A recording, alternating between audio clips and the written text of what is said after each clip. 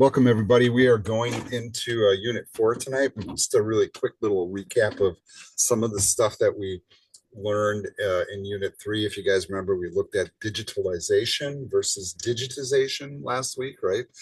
Uh, that was a whole discussion. And digitalization, of course, is the process of transforming an entire business to a digital domain. We're looking at a lot of different industry sectors and how AI is making an impact, including like what the background of that industry is, the problems it faces, how AI can help or is already helping, and the homework kind of reinforce that. All right, so they have these like goofy little quizzes in here, right? Which one of these applies here?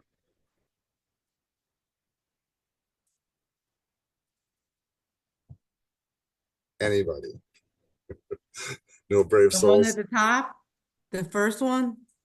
All right. No, sorry, it's the bottom one. That's when we're Oh, converting everything to the digital. oh, All right. Um, all right. This shows how much you guys paid attention to the slideshow last week, right? Like you have that emblazoned in your memory. Yeah. The answer on this one, I think, is kind of interesting. Yeah, I mean, if your leadership doesn't care, none of this stuff's going to happen, right? And by the way, um, the leadership here at Gateway, when we first wanted to do AI stuff here, it this is really strange to say, but it wasn't the IT faculty that pushed this, by the way. We weren't like, hey, we need to have an AI program. All of us thought, real frankly, that it was way too high a goal for an associate's level degree. Because this stuff gets like doing like the hardcore coding and stuff of AI. I mean, that's heavy duty. Yeah, that's like not lightweight stuff. But our college president identified the fact that Intel Corporation did this whole thing designed for the associates level in partnership with the school district. We talked about all this before. And it was because of our former president's vision that we even have these courses here. He partnered us up with Intel uh, and move this all forward. And thankfully so, right? So like we're one of the leaders in the state right now, as opposed to one of the followers. Um, okay, so true or false on this? true. All right, we got people saying true. Yes, absolutely true. All right, so what are we doing next, right? And so let's throw this question up on the screen here. Um, and this is kind of like a sci-fi vision here, right? People dreamed of creating machines with the characteristics of human intelligence, those that can think and act like humans. And do you think this is really possible? All right, so we kind of answer this right now. We say, well, the dream has not been realized. It has not been stopped. It's not stopped us from heading towards it, making it a reality. And it's moving really quickly towards that in a scaringly fast fashion, right? Maybe faster than we're ready to handle it, honestly. Let's see where the journey takes us, folks. All right. So this is kind of our goal for tonight is first to talk about all the different areas or domains of AI as we refer to them. Um, there's three primary domains for AI.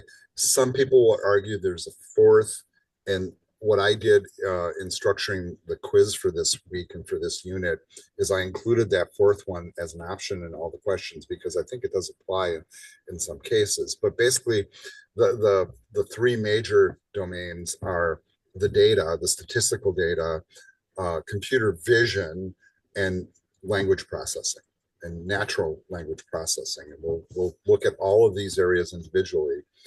Um, all right, so it says we came through multiple AI applications in different industries. Can we distinguish between them based on some parameters? So there's kind of like we talked about like how it affects retail and banking and transportation and all these areas, but not all of them apply to all the areas, right? So this is um, where we start breaking them down and looking at each area, what each area really means, what's involved in it, and how they're kind of interrelated all at the same time.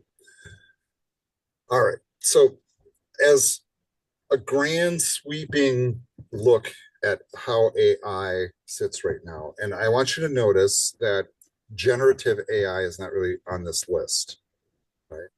It's considered kind of a subset really at this point. I don't know if it'll become a primary domain, but really generative AI is kind of based on combinations of these other tools, honestly. We have machine learning. That's a big area. We have deep learning and neural networks. Those are kind of all intertwined, by the way. Then we have robotics, and I know Laura and I were having a talk right before the first class about how the robots at work were misfiring and things were not getting like somebody's incinerator, right? Garbage disposals weren't being built correctly, and the robots and the vision systems there weren't catching it. So, Laura, you're going to see a tie-in with some of the stuff we're talking about tonight with what you were talking about. Um, Robotics, by the way, aren't necessarily AI, but they can be, right? It's all in how they're programmed. We also have expert systems, uh, data and statistical data. And I know I always say this every week, but I know some of you are currently taking the statistics class. Um, and this field is tightly intertwined with that stuff. It's really kind of where it comes from ultimately.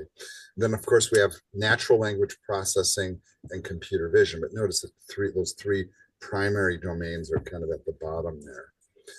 All right, let's start looking first at machine learning, what this means. All right, this is kind of interesting because this all stems from, why do you have to take programming classes first? Because it's a breakdown or a study of computer algorithms to make predictions using the data that we already have. So the point of machine learning is we can look at the data, we can look at patterns in the data and make predictions, or even, they're using the word rule, because it's like, hey, if we, for example, apply this much force to a machine, it has this kind of a result, right? And because it is repeatable, we can kind of think of it as a rule, right? So like if I step on the gas pedal, the car is going to go. If I step on the brake, it's going to stop, right? So I can make a prediction. If you step on that brake, the car is going to stop, right? Now, interesting, look at that last sentence. The rule is created from the pattern, not from programming it explicitly. So in other words, I don't program it to learn. It looks at what happened and figures out that that's what happens when you do a certain action. So you take an action, it creates certain results.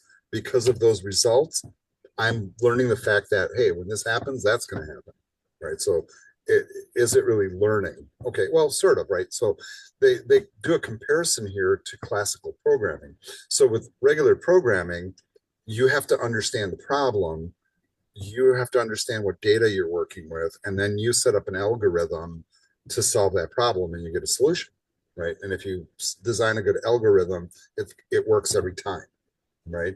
So if I, like, for example, write a program that's a mortgage calculator in Python, I can put in like a different loan amount, different interest rate, different number of payments, and it will give me the correct payment amount every time, right? Because it's a fixed algorithm. Machine learning works in a different way. It looks at the answers from a computer program and the data, identifies the patterns, and then establishes a set of rules that it follows based upon what's been happening, not what it was programmed to do. This is a difference, and this is a big difference, right? So, if, Laura, the example that you had at work today is you had robots that were forgetting to put a washer on a Yeah, part, and then it got to the next thing, and the camera system, you guys have like a camera, like a vision system that should have yeah. identified that the washer was missing, And it stopped it, didn't. but it wasn't, Yeah. And right? it kept So, going into like the production. yeah, And then so they went in there and they're like, it's the cat. They cleaned the camera and they cleaned off the table with the washers, but it was still some type of issue. And that's when they have the people that actually built the machine and the robot, that company, those people come in and they hook it up to the computer and like have a deeper look instead of just wiping the camera off. Yeah, so like why something, maybe the answers in the data feeding into the system weren't correct. And if the data is being generated by a camera feed, okay, like wow, right, that's pretty heavy, right? Hmm. So that's the basis of machine learning. There's also this thing that we call deep learning, which is kind of an extension of machine learning, if you will, right? So machine learning usually operates at one layer. So we go like one, usually one layer of a neural network. So in other words, we have like a decision pattern that's based upon an algorithm that it works off of, right? With deep learning, we basically take neural networks and we add additional layers to it. So like what they're trying to do with deep learning is to simulate more of like how a real brain works, right? So and that's what they're trying to identify here, is like the more data it gets and the more layers of processing that it does, the more in essence more layers of a neural network, the more it can identify what is the correct course of action based on experience and the data coming in to it, right? It says a neural network with a single layer can still make approximate predictions. Additional hidden layers can help to optimize and refine for accuracy. So it's kind of like when you sit, like as a human being, when you sit and you think about a problem, you might have an instantaneous reaction to it. But then when you really think about it, think about all the different aspects of it, you're like, no, no, no, that's not the right answer at all, right? So the part of deep learning that's important, and look at that last bullet, this is based upon it learning and improving on its own by examining computer algorithms, right? So in other words, there is a learning aspect to that level. Okay, so let's talk about what neural networks are. So the modeling is based upon the human brain. So when they came up with these ideas, they thought of the human brain as the model to mimic, right? And right from the get-go with computer science, it's like if we could build a machine that thinks like a human, then we really got something, you know. And we're working on it, and we've been working on it for, you know, pushing on a decade here, or several decades, maybe a century actually. Um, but the point is to allow programs to recognize patterns and solve common problems. Okay, so these are sometimes referred to with these different acronyms. So some people call it artificial neural networks or simulated neural networks, but they're part of machine learning. And that is like really the algorithms that drive that are really what drive machine learning ultimately. So once again, everything is based upon trying to mimic the process the human brain goes through to figure something out. So it's not like drafting from nowhere. We also have robotics, and you know this is kind of what was happening in your workplace. Robots are outfitted with a bunch of sensors, right? So we were talking about once again the Woodman's stock taking robot, right? Who Noah, was it you that mentioned that, or I forget who mentioned that? Yeah. Well, you brought it up last time, but I re-brought it up. Yeah, and you know what? That thing like walks up and down the aisles, or it walks, okay, it rolls, you know, it takes itself up and down the aisles. If it sees human being, it tries to avoid them, but it basically looks at the shelves, scans the shelves, looks at the products, looks at the little tags on the shelf and figures, oh, look, all the, you know, dish soap is gone. So let's order another case of Dawn dishwashing liquid, you know, because that one's empty, or there's only 3 left, or something like that. So there's different kinds of sensors that they use. So they use cameras, 2D, 3D cameras, vibration, proximity sensors, accelerometers, yada, yada, yada, LiDAR and other things like that. Um, and then we often have other things that happen, which is basically that some of that information is then fed back into it so that the thing can control itself. So, for example, if I walk in front of the Woodman's stock taking robot, it knows not to run me over. It stops and either lets me walk around. That's usually what it does, right? And I've tested this, or it tries to adjust its path because it sees me coming from far enough away to get over to one side or the other so I don't like run over it with the cart. right? Now, is it truly intelligent or is it operating on its own? Well, it's kind of a combination. Think about this, right? It's getting a stream of data saying, aha, human, warning, right? Don't crush the human, that kind of thing. And it's reacting. So it's whatever sensors it has. And I know it's cameras and LiDAR, on those things, by the way. Quick question for you. Let me interrupt. Yes, please. You spoke of the machine learning, and you spoke of that as it's basically taking our answers and our data and it's coming up with the rules. That's what it does, if I understood you correctly. Can you talk back to when you talked about the deep learning? You said that's a subset. Can you speak more to that? I didn't quite catch the concept there. Well, the point is that a lot of machine learning operates with maybe one singular neural network. So in other words, it's a algorithmic pattern that takes the data basically.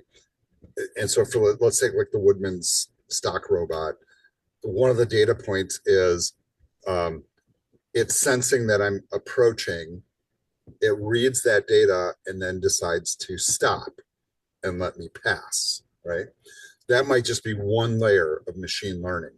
It's learning to not run me over, but that's one singular algorithm or neural network, or like decision tree it's going through.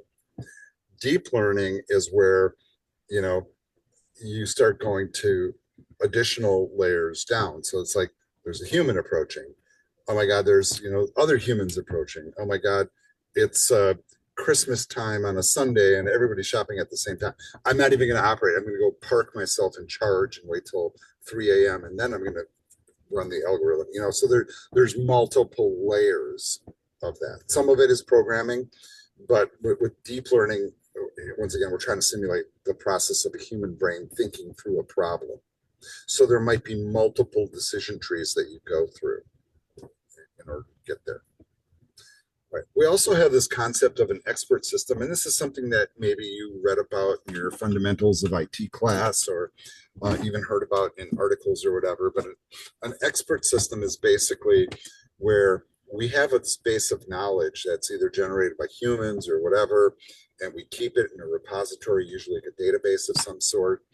And then you provide some sort of an interface for normal people to ask questions to provide that knowledge. For example, if I go to a company's website and they have a chat bot that answers common questions, like maybe an insurance company, like, hey, I want to file a claim. What do I do to file a claim?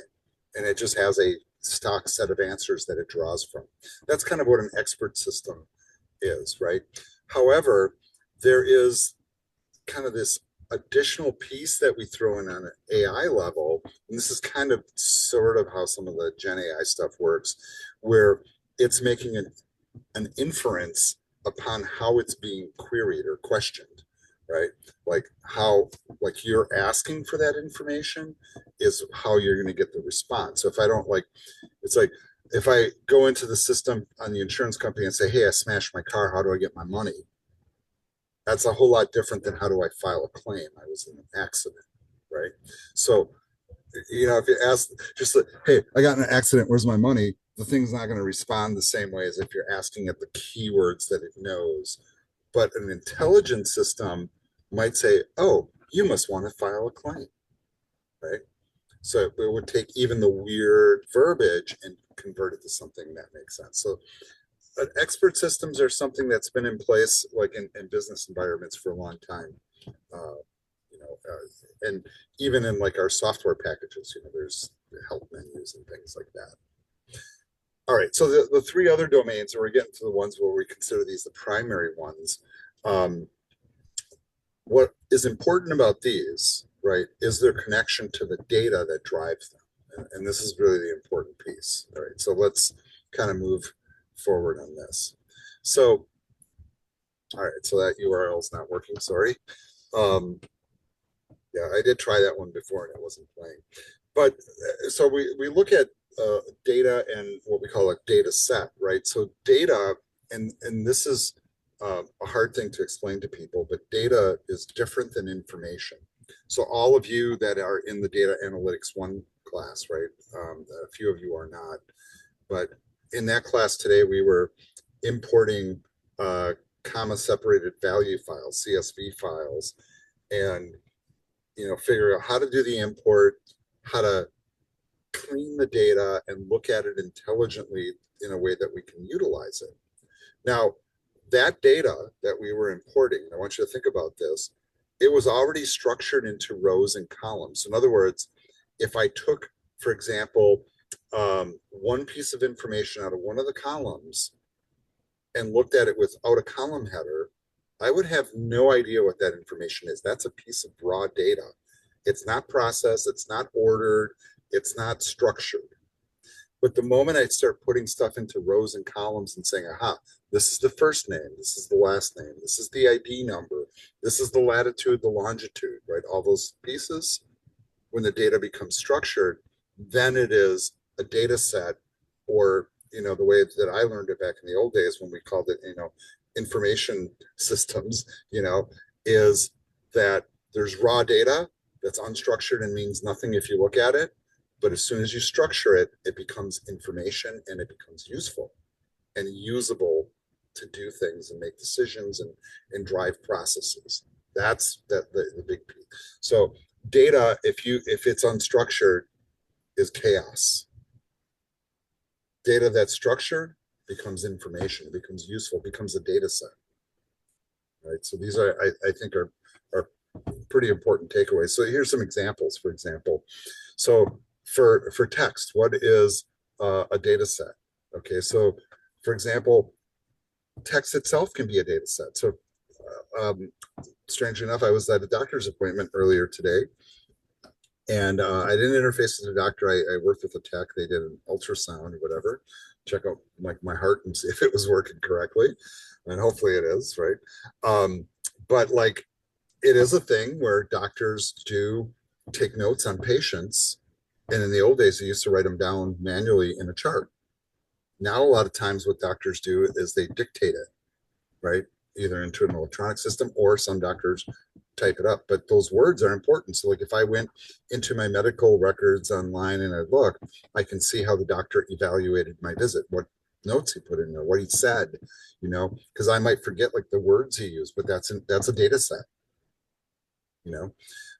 Also the words that we speak, right? So like the way that we speak words is a data set. And what's I think kind of interesting about that, right, is like, all right, you guys are here listening to me lecture. It's like, oh, great, another PowerPoint, 100 some slides, oh joy, and it's all in the delivery. It's all in the material. And I mean, I could just read the bullets, e.g. monologue speech, dialogue speech, acoustic data. There's like no inflection. The information's still the same. Are you catching what I'm saying here? But the inflection's also part of it too. And that's part of the data set, is how the words are said or how the words are written. Images become a data set, right? And so we're moving into this era where, things that we look at are data. We're going to do a fun little exercise in a little bit with rock, paper, scissors, and how our gestures with our hands, like that's paper, this is scissors, this is rock, right? And I can train a 5-year-old to do that in like 2 seconds, but try to train software to do that. That's kind of an interesting thought. But an image data set can look at like what I just did, hand gestures or images from a camera or whatever. Same thing with videos. And this is something that's happening all the time now, right? And I think I've told you the story a few times. Like one of the training things that I went through with like the security dude from Canada, and they were running video recognition software that would pick up on faces of people coming into the airport, and then they would compare it against their terrorist database. It's like, oh, there's a terrorist, let's get them, and that's one of the tools they use. And this is already being used, and it's been used for a while. This is why this is kind of crazy stuff. All right, so we start looking at the stuff that's based on data sets and okay, so statistical data is part of it, right? And we think of statistics as numbers and charts and graphs, right? But notice like the computer vision little thing. I mean, that's pretty groovy. Like it's recognizing cars, it's recognizing people, it's tagging everything on the fly, right? And labeling it. And I'm going to show you a piece of software freely available, by the way, that we can access and do kind of some of the same stuff without even paying for it. Crazy, right? It's And cool we because also have that's what we do call, too. That's crazy. yeah. I mean, isn't it? I mean, and then we also have natural language processing, which is really kind of the domain of generative AI, and where most of the magic of that sits is what we call the large language models that, and really data sets that sit behind it that understand what we're saying, right? All right, so across these three domains, right? Uh, Statistical data, large data sets, or data tables, large number of rows, and numerical data, usually lots of numbers, uh, et cetera. So we're like, we're crunching the numbers, as they say, right? And statistics is based upon math, right? We look for averages, means, and medians, and standard deviations, and regressions, and all sorts of like weird things like that, right? It's all numerically based typically. Computer vision looks at images and videos and tries to identify what it's looking at. Like the robots at Laura's work, we're trying to identify the fact that a washer is missing. And you think about it, a washer can be pretty small and insignificant in size, but it has to be sensitive enough to recognize it so that the manufacturing process doesn't break along the way. Then we have natural language processing, which looks at, well, words we type, but also the way we speak and the structure of how we speak and the inflections that we put in it. Like there's that kind of like classic little thing. It's like if I ask somebody like, hey, what did you do with my cup of coffee? I can put emphasis on different words and make the statement say completely different things. What did you do with my cup of coffee? Or what did you do with my cup of coffee? Or what'd you do with my cup of coffee? Or whatever. And it's like those weird little nuances that make a big difference in what the meaning is. And can you pick that up from the written word as much as you can pick it up from the spoken word? Or if you combine the spoken word with the vision of the person getting emphatic about it and putting emotion behind it, does it have a different meaning? I had so sort of an example, I guess I was aware of that sort of ties those two, because there was a hospital that I was when I was in school that basically was one of the pilot programs for the doctors letting the patients see their notes, and the doctors were real hesitant at first.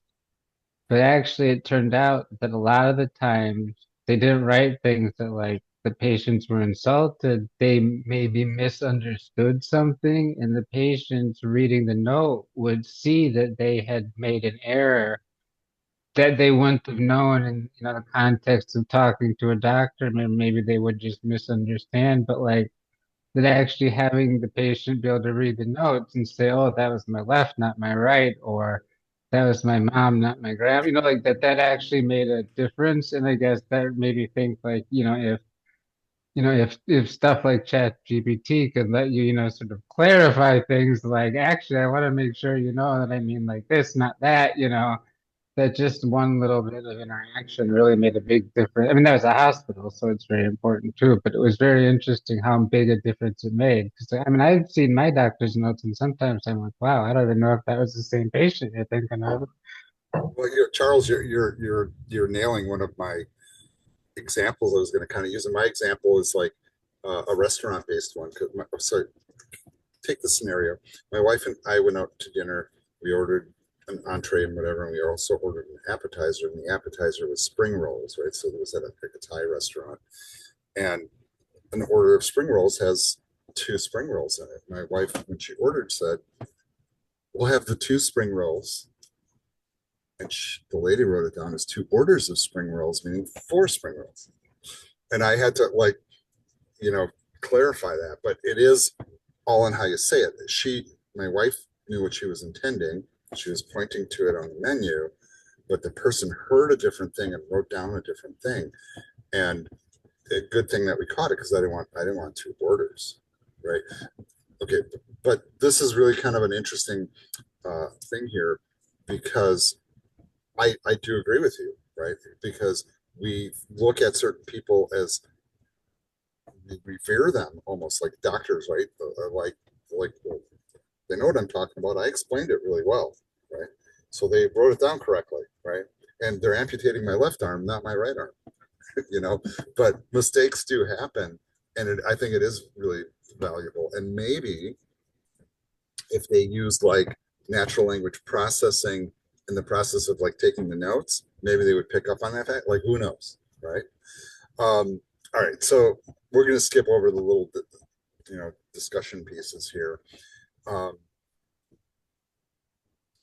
like this this little quote here. So most of the world will make decisions by either guessing or using their gut.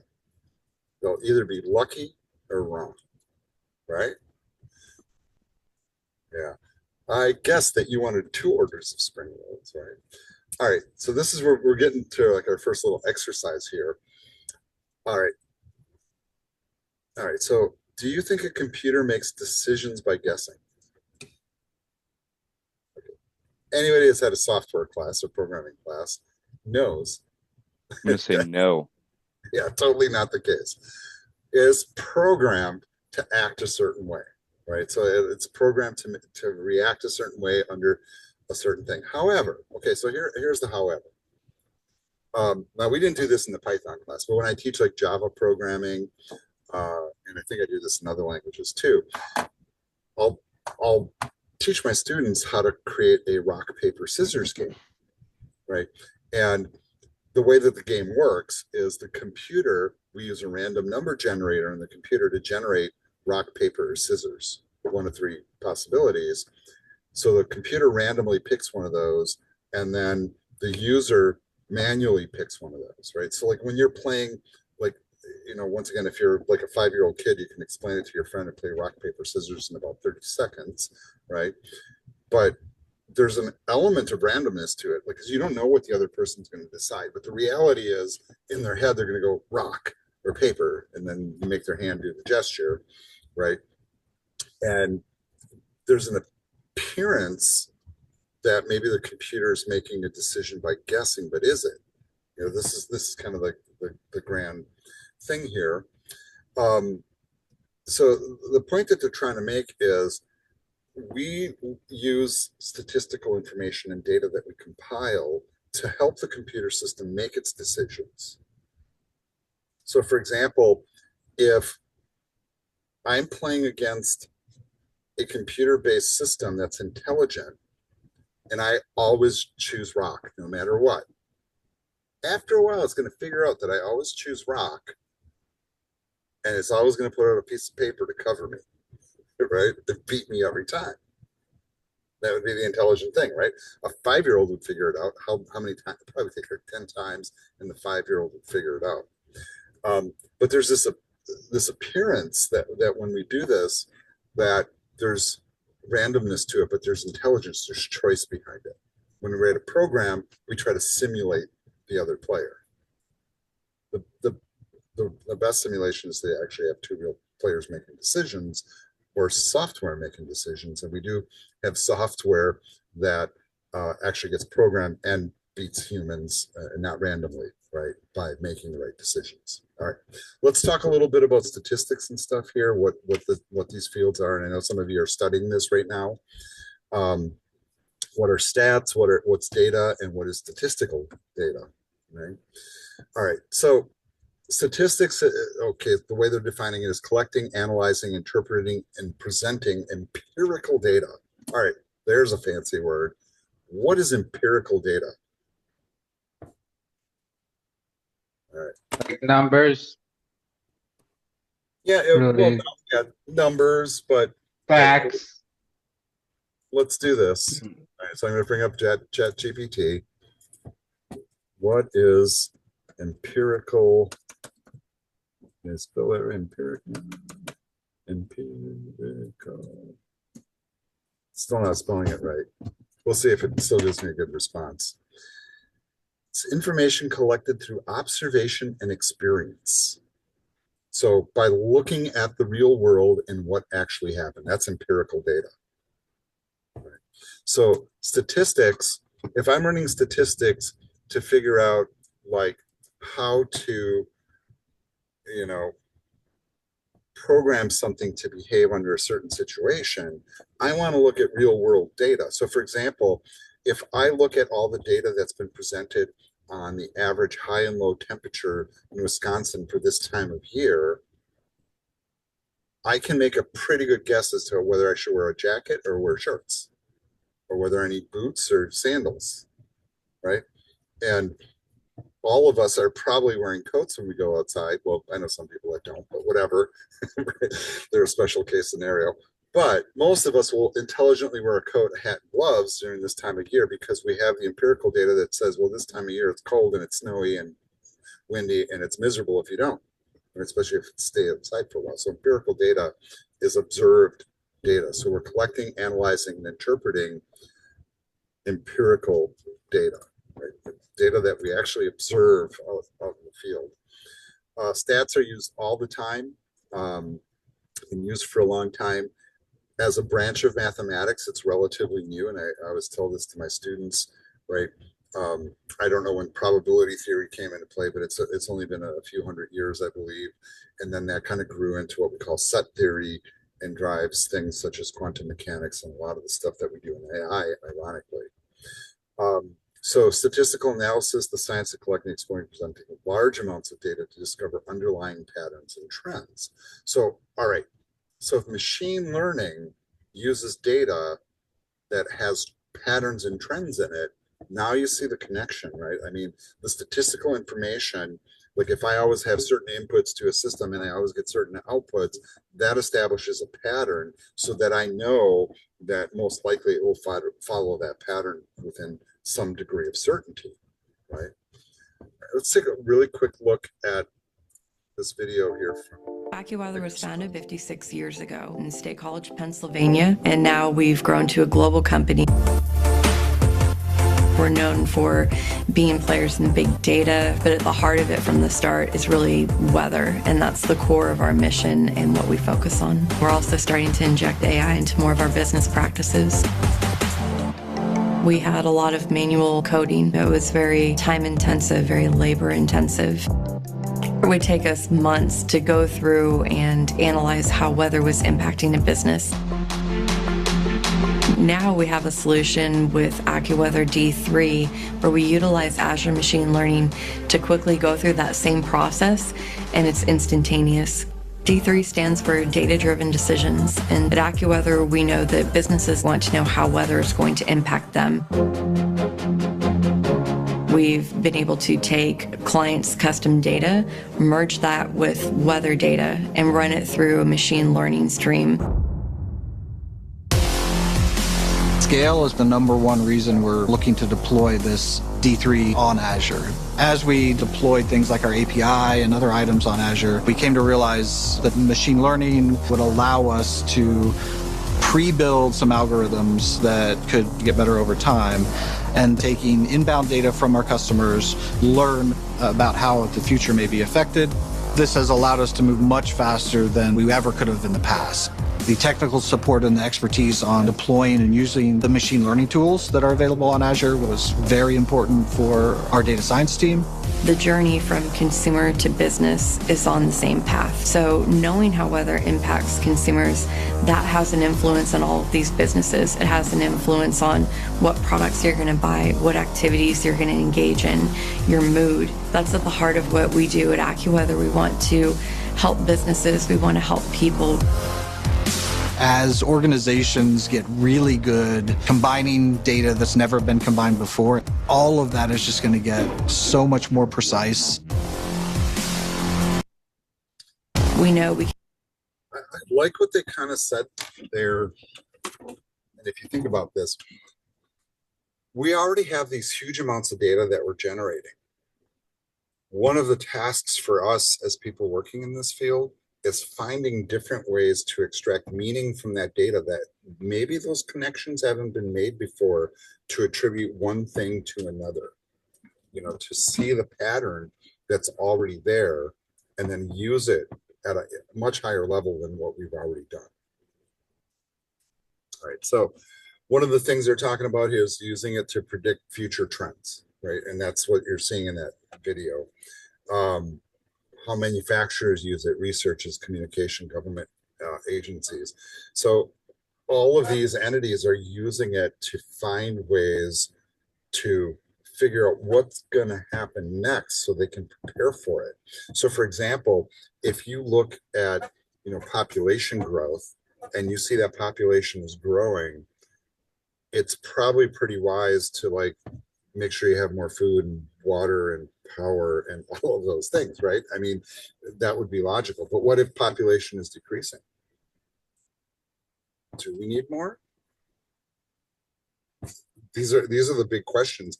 All right, so like I'll use a goofy example. Here in Milwaukee, they've been doing a lot of this. I don't see it you're seeing in Kenosha so much, but in Milwaukee and Chicago, I've seen it a lot where they're taking these big roads. Sometimes they were like 2 lanes in each direction. They're getting rid of the lane. They're throwing in bike lanes. They're putting up concrete curbs in the middle. The bike lanes are on the outside where the cars used to park. Now there's no parking anymore. Why are they doing that? Just because people ride their bikes and scooters?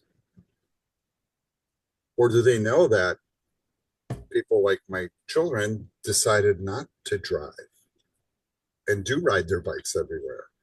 And a lot of people like myself are working from home, so I'm not even driving to campus. So I don't need that extra lane to cut around somebody when I'm running late. And they're looking at the fact that population's declining and they want people to use public transport. Charles. Yeah, I think well, especially Paris, because they're having the next where they had the Olympics, like they closed a lot of streets and just made them pedestrian only because they had really bad traffic. And it was so popular with locals that they kept it. And I think like there's San Francisco, a couple other cities basically, it was sort of from COVID shutdowns that they realized people just really liked being able to walk around the street and not worry about getting hit by a car, that it was so popular that a lot of cities kept them just because people like them, and yeah, I don't know that there was really a plan behind it, but just that people did it and then everyone's like, wow, that's nice. And it seems like it's worked out pretty well for everyone.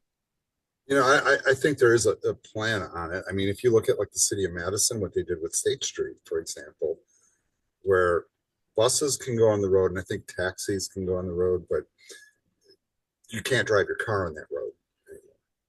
And I see positives and negatives to it. And in some cases, it is a benefit. And in other cases, they did that here on North Avenue on the east side of Milwaukee.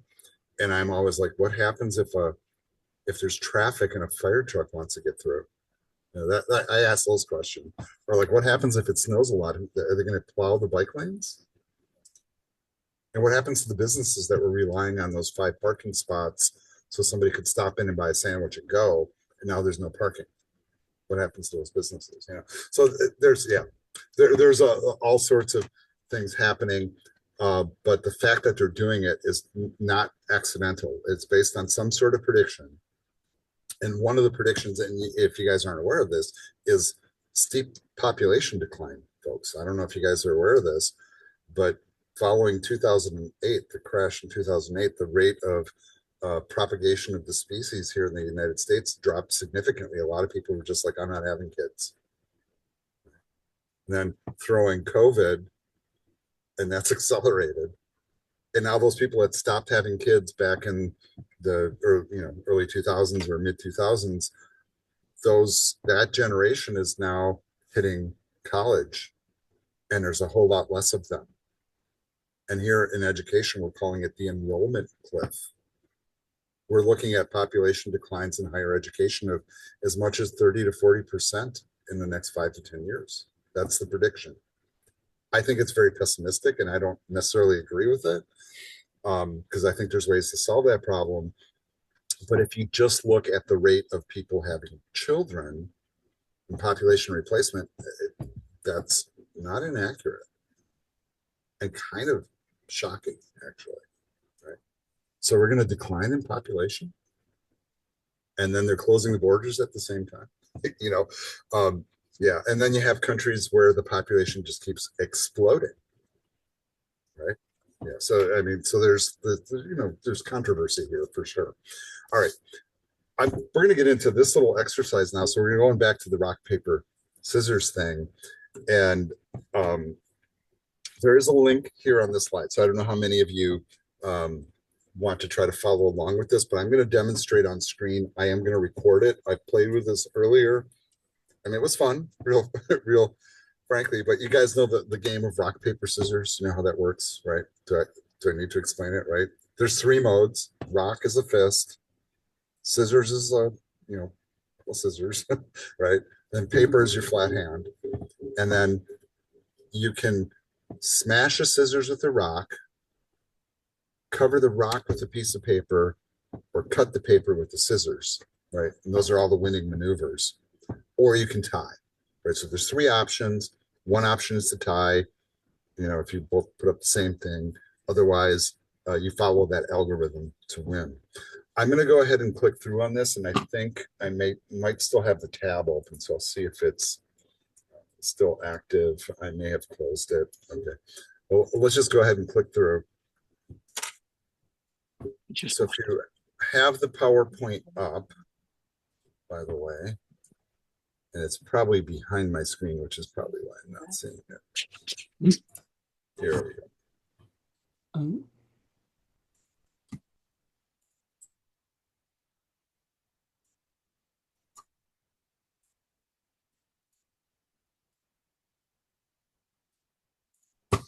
Okay. My link is not working here, so just bear with me here a second, folks. And I know this is kind of goofy because I'm recording it. I'm going to try maybe a more. There we go. All right. Now it's finally loading up. So this is really kind of a weird thing. This is out there for free to use, right? This is there's no cost to it, but it's a demonstration. I'm going to scroll down here, and I'm going to allow them access to my camera. Right? Not always, just this one time. So now it has access to the camera, right? And now it's asking me to make a paper. So I'm going to go like this, right? And you notice it's still loading. So you got to be really patient with this. This is very computer resource intensive. I'm just putting it out there, right? When you start running some of this stuff. So their AI engine has to kick in and drive the data back and forth from my machine over the internet while I'm zooming and recording all at the same time. So this does take a little while to load. So we're just being patient at the moment. It will eventually kick in. I feel like I should play like the Jeopardy theme music right now, right? Somebody can sing us a song. We don't know what technology is driving the back end of this. The URL here is next.rockpaperscissors.ai, by the way. I do know a fun fact about the AI. I know the former Attorney General of Anguilla. It's like a British, they own it, but it's a very small island. And anyways, he was the one who realized that their domain was AI and that they could make a ton of money selling that. Like Yes. he just happened to be in the right place. He wasn't a computer guy at all. Someone told him. And like now it's past tourism. It's like literally their number one product. It's just selling the .ai domain name because it's just perfect for so many companies. That's like the .tv domain. All right, I'm hoping this would load up a little bit faster. It was a lot faster this afternoon, but maybe you guys are all hitting the engine right now too.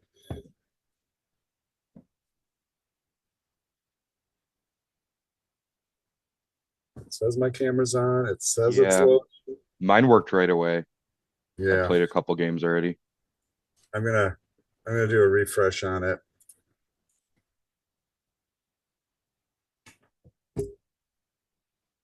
Oh, you're already doing it. Yeah. I did skip the tutorial. All right. Let's see if it loads up. You will see a little camera feed down there in the bottom. And what it's going to do is I'm going to make my gesture. It's going to read it and tell me if I won or lost. This is really kind of goofy. And I don't know if it's maybe like I'm running the Zoom recorder right now and it's conflicting. I hope not.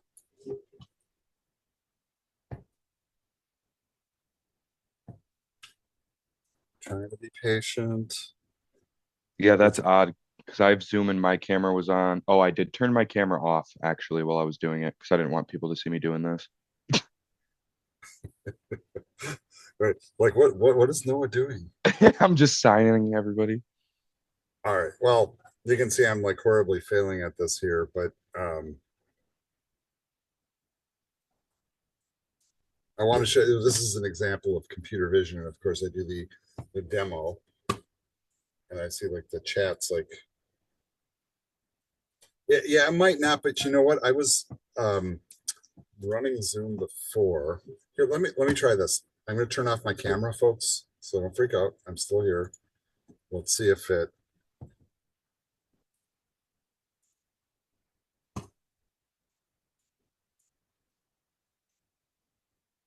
okay. Maybe that's the secret sauce. So here, well, I guess I'm appearing on the screen anyhow. But I'm gonna kind of move myself out of the way and I'm gonna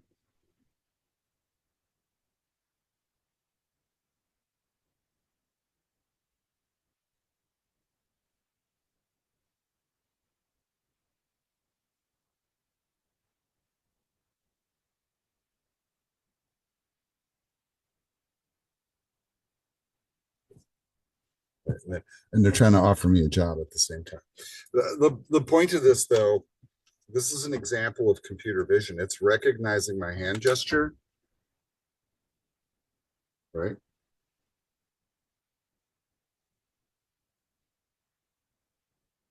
And it's converting it into game data. Now, is the computer guessing? Is it random? But I'm assuming it's random. But let's try an experiment. I'm just going to use scissors every time. Okay, it was a tie.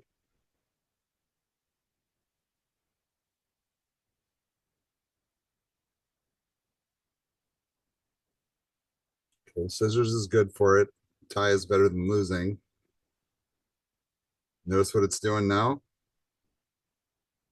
Oh, wait. Okay, maybe it is random. All right, but pretty interesting. What should be the win percentage on this? 30%? No, 50 You're thinking 50, like 50 a third, 50. right? Yeah, Yeah, 50 it's 50. 50-50, right? And really, if you analyze it, there's 9 possible scenarios. And ask me how I know this because I teach students to write code on this. There's 9 possible scenarios. 3 of the scenarios are tie. The other ones are a win or a loss. But it does work out to 50-50 if it's truly random. Right. So is there an AI at play here? I don't think so. Right. But you know, this kind of like I don't think so. For a second there, I thought it was doing it, right? But then I think I quickly determined that it wasn't really able to identify or predict my maneuver. Right. So I'm thinking it just has a random number generator behind it. All right. So they're kind of just kind of pointing out that sometimes it seems like things are intelligent, but maybe not necessarily that they are, right? There's really, like I said, like the data that's possible in determining the winner of rock, paper, scissors is pretty simplistic. But if you ever have to write computer code for it, and I'm just kind of putting it out there for you guys that are programmers, it takes, even if you write it super efficiently, it takes something like 20 or 30 if statements to to work through the logic of rock, paper, scissors that a 5-year-old can explain to another 5-year-old in like 30 seconds. You know, I think that's pretty amazing, right? And that whole process that goes with it. All right. I think we're at a good point for a break right now because we're a good solid hour in. So let's do a 5-minute break. I'm going to pause the video and I'll see you guys in 5 minutes. All right, so let's take a look and see how analytics has evolved with time. I'm going to go ahead and click forward here. And folks, when it comes to, you know, the eras of analytics, and these are really interesting bullets, I think, because we're in this weird era right now. We're entering into the analytics 4.0 era, and look at the listings here for analytics 1.0. So like small, structured, static data, back office analysis, slow, painstaking, internal decisions, descriptive analytics. So we were just describing what we were seeing, and then we would make guesses based upon that, right? But it was our own guesses, human, you know, guesses. Then we moved into like big, unstructured, fast-moving data, the rise of data scientists. So I would call this maybe the 80s, 90s, 2000s, something like that. Data products in online firms, right? So a lot of people are using it. And then as we're kind of moving into the 20 teens, if you want to call it that, the rise of Hadoop and open source, so these big online collaborative linked together data systems and visual analytics. So in other words, instead of just looking at numbers on a piece of paper, we might have charts and graphs and visuals to show the results of the numbers, where you can see like an upward trend, for example. In the 3.0, we mix all the data. We look at both internal, external products and decisions. Analytics is a required capability, and I think we're firmly in this mode now, by the way. We move at speed and scale, and then we also not only do you know, descriptive analytics, but we predict and we prescribe, which is different. So predicting is like knowing what's going to happen if we follow a path, but prescribing is changing how we operate to make a better path, to make things go better. You know, now big organizations, gateways, not excluded from this. We have switched into a data first approach here too, where we on an annual basis look at our enrollment numbers, our program success, our graduation rates, our the earnings of our graduates, you know, the demographics, you know, all that kind of stuff. That's data we look at all the time now. In the past, we didn't do that because frankly, we weren't gathering it. Or if we were gathering it, it was like on a spreadsheet somewhere that wasn't linked to anything. Now all of that information's online. I can just log into the Gateway website, go to some backend system. I can see the numbers for my program with charts and graphs and highlights and bar charts and all that stuff. Crazy, right? But now we're moving into analytics 4.0. Analytics are embedded, they're automated.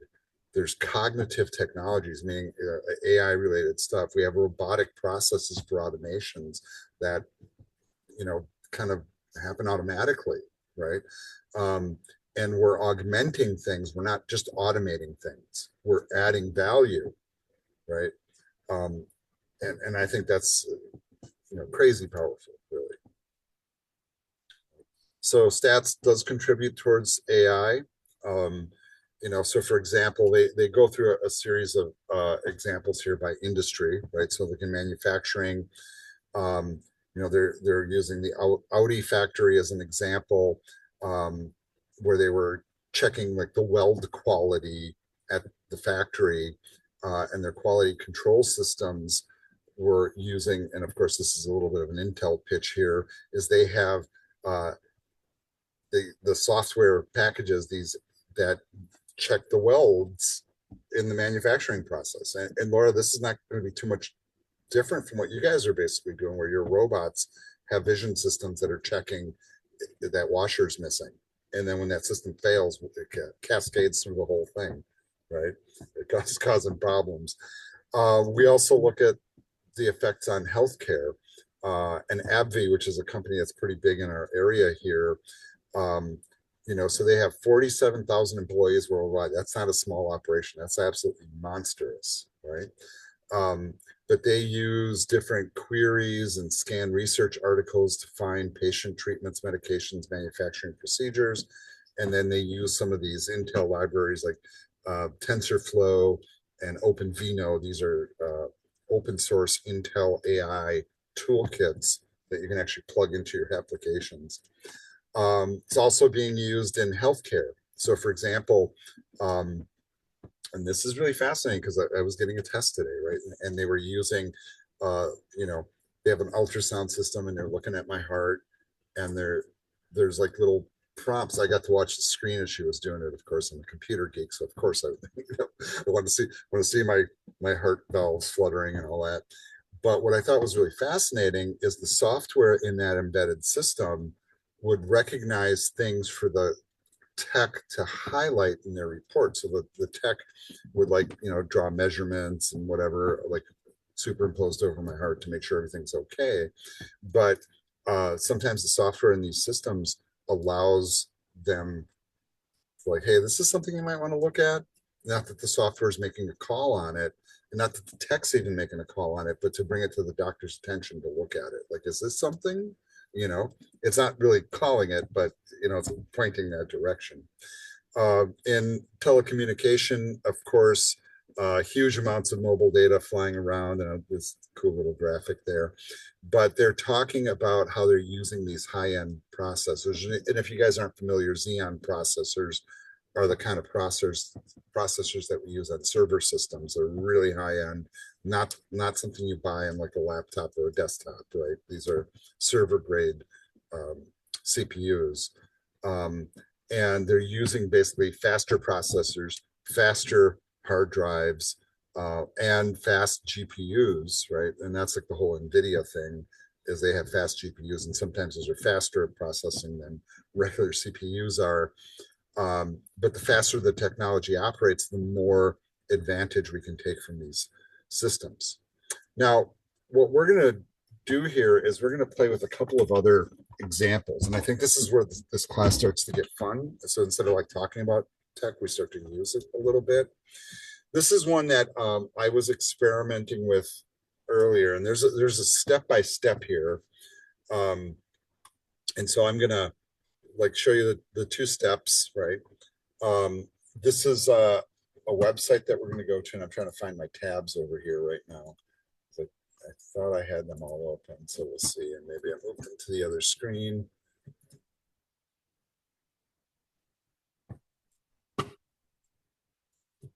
And I was playing with this system. So if you follow these links here in the PowerPoint, they'll take you over to this page, basically, so that you land here and you click through and they talk about what this is. Now, I'm going to tell you what this tool is.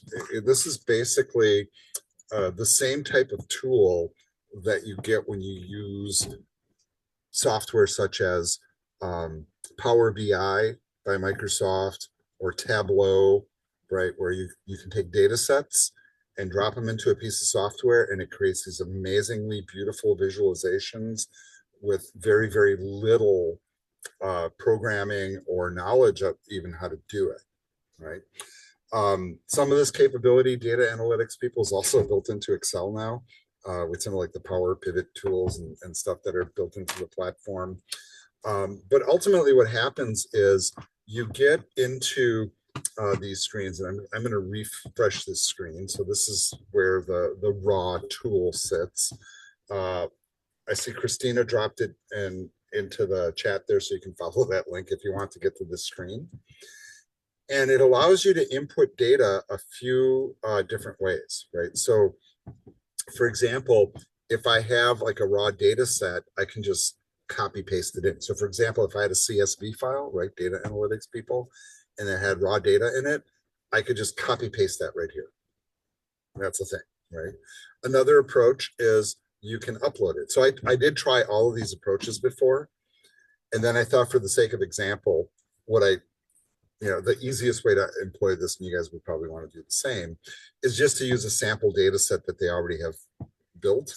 So you can see some of the things that they have here, right? Kobe Bryant shoots. I guess that's a thing. But let's look at the happiness index. All right, that's the one I'm going to load up. So what they have here is information that goes by country and year, and these various metrics: generosity, perceptions of corruption, positive effect, negative effect, right? And this is all hard-coded data. Notice it's tabular data, right? There's a header row, right? Just like a spreadsheet. And then we have rows of information. And I think that if you scroll down here, you can, figure out, these index numbers that somehow they have calculated. And some people are happier in some places, and where's the happiest country on earth? Maybe that's where we should live, right? And I don't think it's the US, by the way. It's probably some tropical island where people don't work and they just sit in the sun all day and have pina coladas or something like that. I'm being very speculative. All right, so we've selected a sample data set here, right? There's little settings you can make, but you don't need those settings to kind of get the idea here. So we have a data set, it's fed in, right? It's been pre-vetted for us. And then we're allowed to go through and select a bunch of different types of visualizations we want to apply to this data. I'm not really sure what the best visualization is for this, but I am noticing that there's country information. It's over a time range, so there's years. And then there's 4 indexes with values, positive, negative numbers that I have no idea what they mean, really. But then I have a selection here. I can choose any one of these charts. And notice all the different types of charts that I can choose from. This seems to me like this is multiple data points per entry per year. And so I don't know what would be best for this, right? So like what you might want to do is try a few of them. And what's I think fascinating about this is it shows you what the charts kind of look like, right? Based upon the information that you're giving it. And then you kind of have to make the choice, like what makes the most sense here. And I'm not really sure. I mean, I usually often just go to the basics, like a pie chart, line chart, bar chart. Those are kind of the basic ones. But I don't know. Let's try a couple of different things and see what it outputs. So now here's one of the kind of preview things that I'm going to tell you about. When you guys get to data analytics 2, that class, and when you get to the business intelligence and visualization class, or the R class, you do a lot of charting and graphing and using tools like Tableau and Power BI, which work very similar to this tool. This is browser based, which is why this is amazing. So you don't really need to get a license for these high-end tools to create a cool visualization, but you have to know a little bit about data. And I feel like a lot of you are still kind of green to it. So I'm just going to show you, for example, if I'm plotting data, what am I putting on the x-axis and what am I putting on the y-axis? I mean, this is really kind of interesting. I think maybe on the x-axis, maybe we put the year. And then on the y-axis, I don't know, like maybe we look at the percentage of corruption. And I don't know if I can do like multiple datas. Nope, I can't do multiple ones here. But I can do at least 2 pieces of information. And then I might be looking at the sum of the data, the count, the average, the median. Oh my God, right? So you can see what I'm talking about. This gets deep quick, right? But knowing the data helps. When you get to those later classes, you'll learn about this stuff. But we don't have to have just one singular dimension that we're looking at. So I put perceptions of corruption, but I could also put positive effect over here, and then starts to create the graph. This is what the graph looks like. I don't know if this is the appropriate graph, right? And it says chart error cannot read properties of undefined reading X. Okay, so maybe this isn't a good one to put here. So maybe we get rid of that one. Let's move the positive effect over. Well, we're just charting one thing, and I'm not even sure what it's relative to. Let's try a different kind of chart. Maybe we do a bubble chart. Let's see what that looks like, right? Once again, we would maybe put in, I don't know, compare generosity to positive effect and see how that charts. This is not a great example, but I just want to show you that we have these visualization tools here that we can kind of utilize. This is, I would say super powerful if you figure out. You got to pick a country. You got to click countries so you can see which country is which. Right now, it's like aggregate, or the whole world combined. Yeah, it is. So Charles, you've done this tool before? I did take a class on demographics. My previous life was in like the government. I forgot the word. It was that long ago. Yeah, you know what? I did something really simple earlier, and it might have been this one, energy flows. Okay, so here we only have a couple pieces of information, right? And only one numeric piece. So that one worked, I thought, pretty well. And I think I just did a kind of a very simple line chart. And then I put, this is on the y-axis. And I think I put, nope, that one there.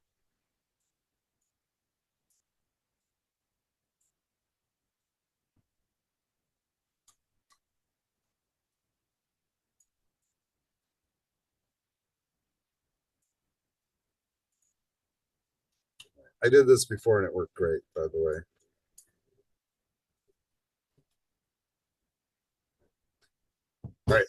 I'm fumbling with the tool because I'm it's not something I rehearsed or figured out. But the point is, right, you have this available, right? And this is a free tool. And I think that if I just chose a different data set and explored it for a little while, yeah, maybe something like this might be a little bit better.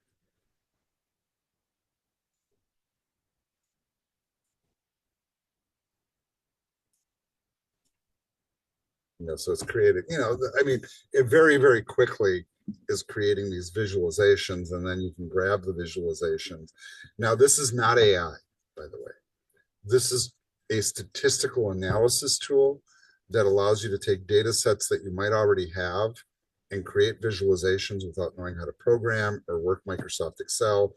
I'm going to still say that you need a high level of knowledge to go behind it so you understand how you're building it, right? That's not the point of this example here. The point of the example is to show you the tool, and that if you have your own set of data, right, you can plug it in and create charts based upon your data. And I think it's pretty cool that it's free, right? Absolutely free tool. I'm going to move on, folks. Get back to the PowerPoint here. So that was raw graphics. Yeah, I mean, so they asked this question, what are the ethical concerns about doing statistical data analysis? Okay, so we kind of talked about this a little bit. One concern is, right, that sometimes when you do statistical analysis sometimes leads to bias because of the way the data is reading, right? And this is a really problematic and troubling aspect, I think. Right? Yeah, so that's the one thing I would point out. All right. So data applications help AI, or data sets help AI applications to be categorized in different domains. Statistical data enables machines to predict the future and help humans in making decisions. And then statistical data is the huge underpinning for what we do in AI. All right, so now we're going to move into kind of like a different era or area here. And we're going to start talking about computer vision. I think this stuff gets pretty exciting when we start going into these topic areas. And all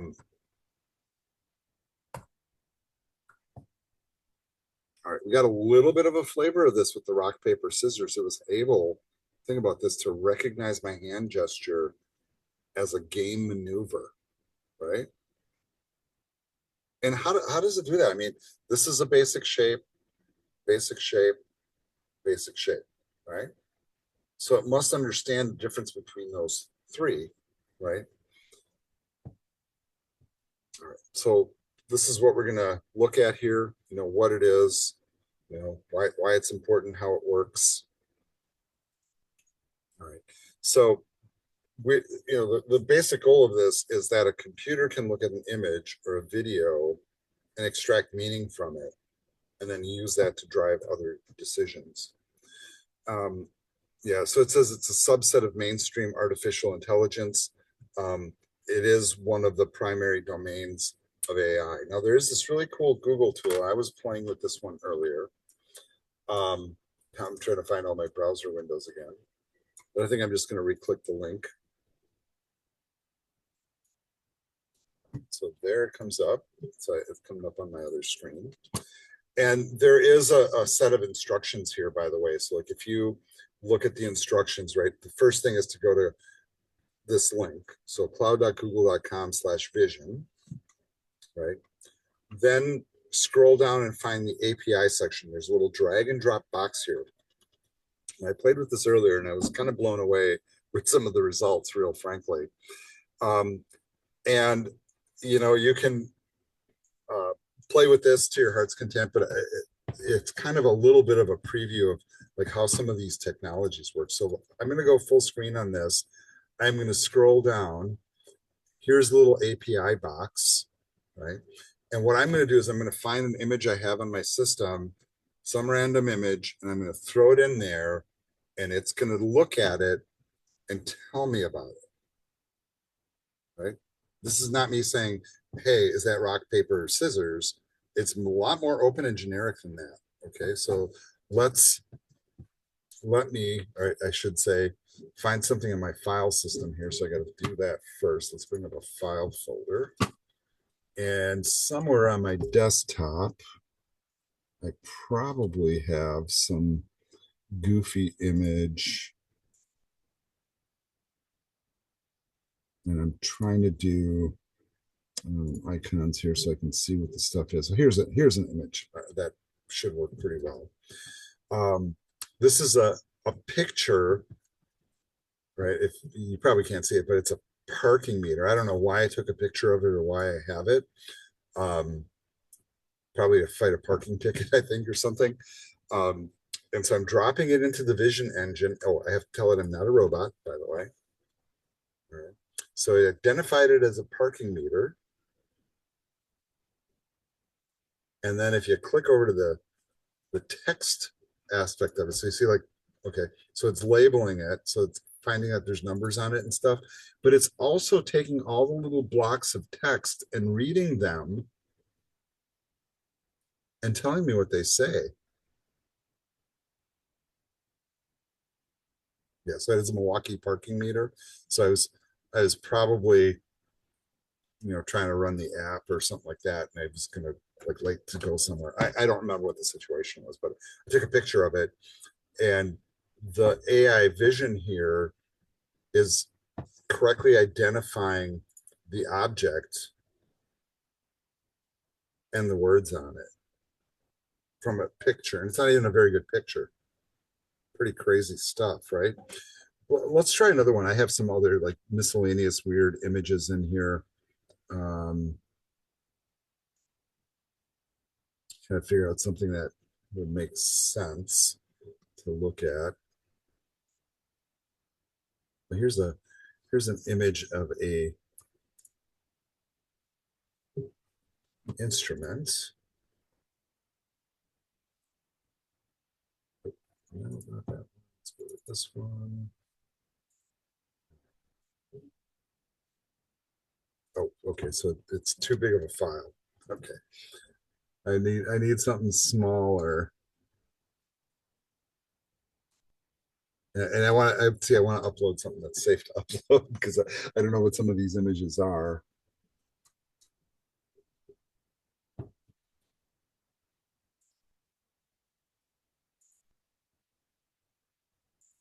I don't know. I'm just going to grab this other random one here. This was something my students used for a image on a website. This is in the web program here at Gateway. So the faces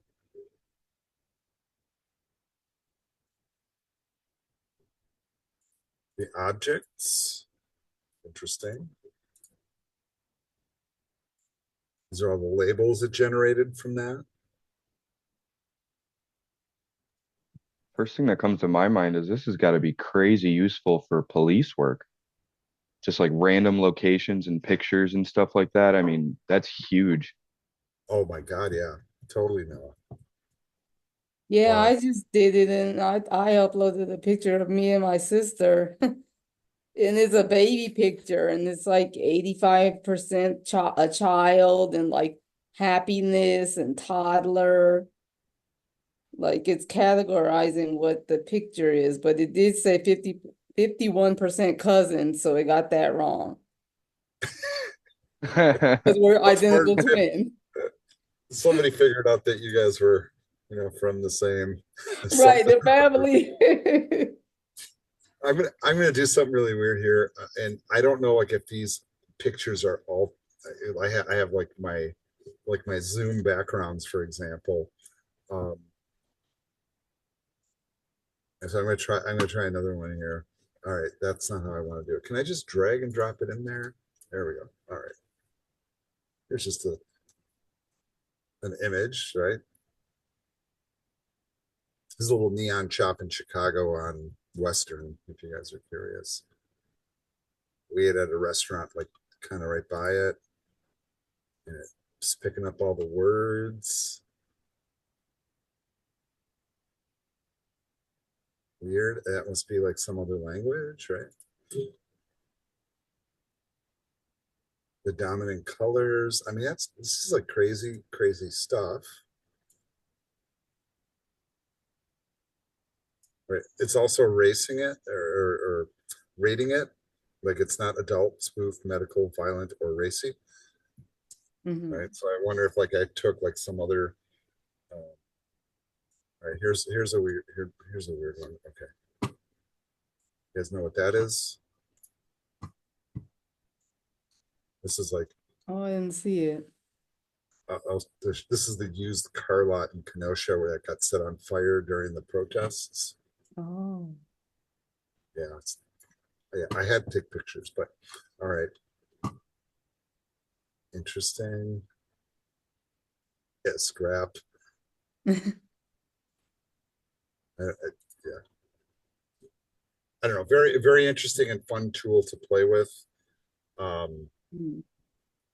and I know the images I'm throwing in there are a little strange because these are my Zoom backgrounds. I really kind of don't want to put anything personal in there. I mean, if you guys don't mind, but I think that if I took a picture that, maybe I drove by something and took a picture and I dropped it in here and analyzed it. And this is, I want you to keep in mind here, this is a public facing AI tool. I can just drop stuff in and it analyzes it. And really what they're trying to get us to do is they're trying to get us to buy into their API, right? Which is an application programming interface. And I think we talked about this last time. Like, how do you get to the point where you're building these fancy AI apps? Well, here's the secret sauce, folks. Nobody does, right? You got a few people that are brilliant scientists that create this stuff. And what other people do is they use the APIs others have created and they plug them into their systems. So why would I recreate what this tool does when this tool does an already amazing job of it on its own? Right. And we could do like some really weird stuff. Like, I'm just going to go to like a news site here and um, let's pick like a weird photograph. Like that's a really weird photograph, right? Hmm. So I'm going to save this image. Okay, I'm just going to put it on my desktop and let's have it analyze that weird image, right?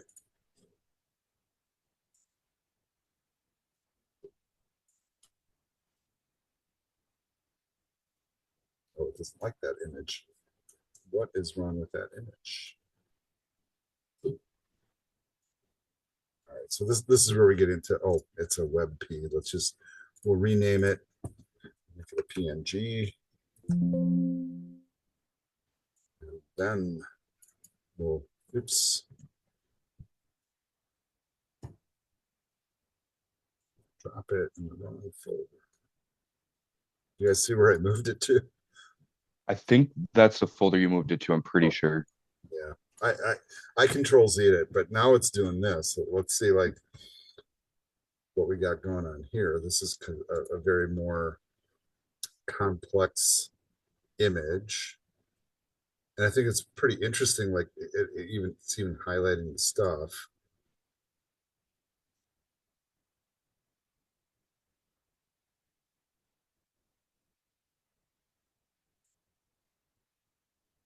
This must be Hebrew or Arabic or something.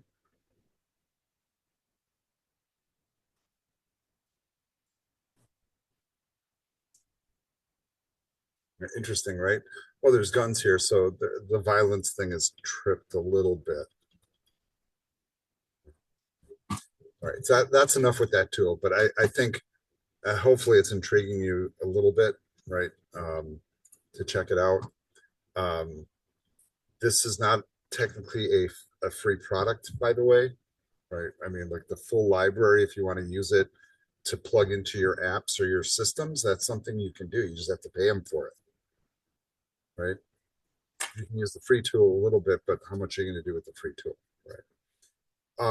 So why do we use computer vision? Because okay, so except for in Sid Creator today, it reduces defect detection rates, right? But today we saw it fail, right, Laura? Right, and this is something you guys are Yeah, apparently using in your factory, and this is right here in Racine. yeah. Pretty Same crazy. thing with the robots, how you were saying the one at Woodman's can kind of see where people are. The Autobots that we had, they would do the same thing. Like if you were walking towards it, and it would beep, and then if you would stand there, it would put like a blinker on, like, oh, I'm gonna go left or I'm gonna go right, and then it would go like try to go around you. Yeah, because you were taking too long to walk around it, so Yes. it's going to run you over in the process of getting to where it's going. Sometimes Oh, they did go super fast. They had to reprogram them because they were going real fast down the aisle. yeah, too And one fast. of them almost hit the corner. Like, what's going It's like, slow on? down, you're making us all look bad, right? Right. um, check out some of these other things they're using it for. Analyzing football players, looking for counterfeit money. That's a thing too. Right, 5 to 10 minutes, maximum acceptable time customers are prepared to wait in line. Right, interesting. 1.7 million estimated new cases of cancer diagnosed in 2018, and this is by that's very, very interesting. So this is the kind of this is what I'm talking about. Like today they were like identifying stuff that they might want to look at. The computer vision software is doing that, and maybe reduce crop losses, right? And this is apparently a pretty huge market, so it's going to reach 50 billion by, okay, so we're way past that point. How does it work? Basically it's trying to mimic what the brain does. I mean, this is the bottom line. Like we can look at this bowl of fruit and probably identify most of the fruits sitting in it, right? Because we know what a banana looks like and what a lemon looks like and what an apple looks like, right? And there's no apples in there, but hey, I said it and you guys thought there was. So we would program a computer system to make the same recognition. So we do need a camera or some sort of sensing device. It doesn't necessarily have to be exactly a camera, by the way. And then the computer to run the software to do the processing. And then hopefully it gets to the same conclusion, right? How does this work? Well, this is originally kind of built on the whole concept of neural networks. So you can see that back in the 50s, they were able to use neural networks to detect the edges of an object and to sort simple things, okay, like circles and squares, right? That's a circle, that's a square, kind of makes sense. First commercial use of computer vision was interpreted, typed, or handwritten text using optical character recognition. This is kind of blow away to me. So back in the 70s, we already had software that could read text and identify letters and read that and turn it into electronic information. 70s, right? And this is like really, really early. By the time I was working professionally, I had people who were doing voice dictation and doing OCR scanning. Like somebody would have like a term paper and they would scan it in and then read it on their computer screen to grade it. Right? And then you're hoping it does it correctly. By the 90s, a large set of images available online for analysis made it possible to detect objects, people in photos and videos. So this is by the 90s. Thanks to the internet, thank you. And then the focus of study on object recognition really kind of from the year 2000 on, this is where we really had the quality of the optics, the bandwidth, and the computing power to have it really do a whole lot more. So trying to get the slides to appear here. PowerPoint is acting wonky.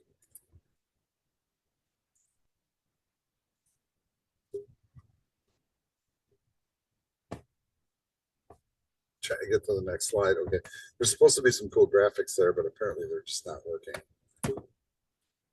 All right, let's try that again. All right. Try a different set of controls here. Okay. These are just not coming up. So let me pop out of the screen, full screen mode here. I don't know what slide number we were on, but it's way down here.